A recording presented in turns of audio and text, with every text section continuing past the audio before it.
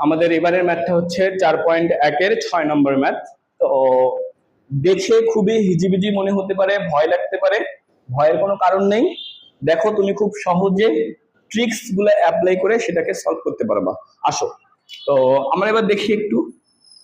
আমরা যেহেতু এখানে সবগুলার উপরে রুট আছে, তাই আমি সবগুলা রুট মিলে একটা রুট দিব, দেওয়া যেতেই পারে। ওকে, এবার এক্স গুলাকে এক পাশে রাখি, x inverse into x. Y গুলাকে এক করি, y into y inverse, z into z inverse. আমরা এবার এটা বলতে পারি এক্স ইনভার্স মানে 1/x into x into y থাকলো ওয়াই ইনভার্স মানে 1/y ইন্টু জেড থাকলো জেড ইনভার্স মানে 1/z। এটা বলা যায়।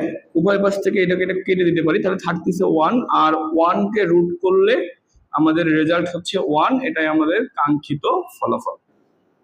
বুঝতেছ?